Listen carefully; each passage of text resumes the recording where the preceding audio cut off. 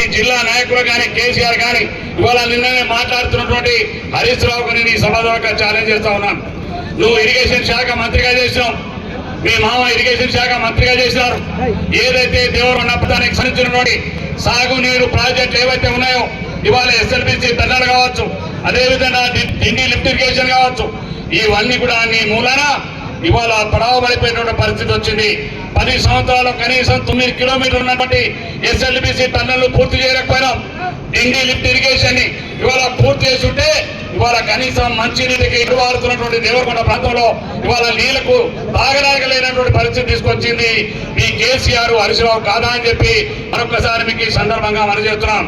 నిజంగా మీకు బుద్ధి సిగ్గు లజ్జ ఉంటే కేసీఆర్ కానీ హరీష్ రావు కానీ మీరు నల్లగొండ జిల్లా ప్రజలకు క్షమాపణ చెప్పి ఓటు అడగవలసిన బాధ్యత ఉందని చెప్పి మరొకసారి మీకు ఈ సందర్భంగా మనం చేస్తున్నాం. ఇవాళ ప్రాంతానికి సంబంధించినటువంటి ప్రతి రైతన్నకు ప్రతి రైతుకు ప్రతి ప్రాంతానికి సంబంధించిన అన్న తమ్ముళ్ళు అక్క చెల్లెలకు మీ అందరికీ నేను ఒకటే రిక్వెస్ట్ చేస్తా ఉన్నాను. ఈ ఎన్నికలు దేశానికి సంబంధించిన ఎన్నికలు, ఈ దేశంలో ప్రధానమంత్రిని ఎన్నుకునేటువంటి ఎన్నికలు. అలా రాహుల్ గాంధీ కావాలా ఇవాళ నరేంద్ర మోడీ కావాలా జరిగేటువంటి ఎన్నికలు. కానీ కేసీఆర్ కు ఈ ఎన్నికలతో సంబంధం లేదు. మనం 2వ 1వ సీటు గెలిపితే అది నరేంద్ర మోడీని అమ్ముకోవడానికి బిడ్డను జైలు నుంచి ఎడిపించుకోవడానికి పనికొస్తుంది తప్ప ఈ దేశానికి కానీ మన రాష్ట్రానికి కానీ నయా పైసా ఉపయోగం లేదని చెప్పి మరొకసారి మీకు ఈ సందర్భంగా మనం చెప్తున్నాం.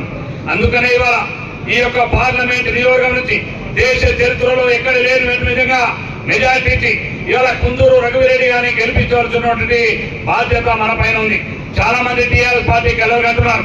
మీరు ఇంకా కేవలం 13వ తారీఖు దాకా ఓట్ల లెక్క చూడని 4వ తారీఖు తర్వాత ఈ రాష్ట్రంలో టీఆర్ఎస్ పార్టీ కనుమరుగవుతుంది.